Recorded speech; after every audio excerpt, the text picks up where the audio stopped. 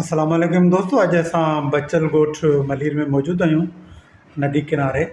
असांजे साम्हूं तमामु मोहतरम ऐं बहितरीनु हस्ती सरगर्म माण्हू शख़्सियत साईं लाल पंवर साहिबु आहे, जंहिंजो सॻा सां गहिरो तालुक़ु आहे ऐं समाजी तब्दीली ऐं बहितरी जे लाइ हू कमु कंदा रहनि था।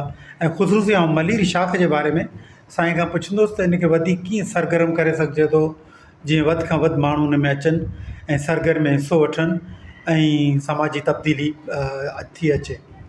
जी साईं। अस्सलाम वालेकुम। तव्हां सभिनी दोस्तनि जी महिरबानी।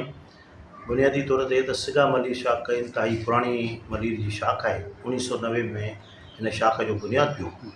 हिन वक़्तु हिन शाख में जंहिं तरीक़े सां असांजो जेको सभ खां वॾे में वॾो प्रोजेक्ट आहे उहो आहे रोशन तारा स्कूल। ऐं उन रोशन तारा स्कूल में वरी असां औरतुनि जी सिलाई मर्कज़ बि खोलियो आहे। ऐं उन खां पोइ जेको आहे सो असां पंहिंजी बिल्डिंग बि जेको आहे रोशन तारा स्कूल जी उहा बि असां जेको आहे तयारु करे छॾी। हींअर मथियों पोर्शन असांजो तयारु थो थिए ऐं हेठि बिल्डिंग असांजी मुकमिल आहे, जिते असांजो एजुकेशन जो सिस्टम जेको आहे सो हले पियो। मां दोस्तनि खे इहा गुज़ारिश कंदुमि त मलीर शाख खे वधीक हथी ॾियण जे लाइ इहो ज़रूरी आहे त जेके असांजा पुराणा मेंबर आहिनि, जिन खे हिन वक़्त ताईं कंहिं बि क़िस्म जी का इंफॉर्मेशन कोन्हे, कंहिं क़िस्म जी का रेस्पेक्ट कोन मिली आहे, तंहिं या उन्हनि खे का अहिड़े क़िस्म जी का हिकु कम्युनिकेशन न थी सघियो आहे, उन्हनि दोस्तनि खे मुंहिंजी गुज़ारिश आहे त तव्हां अचो।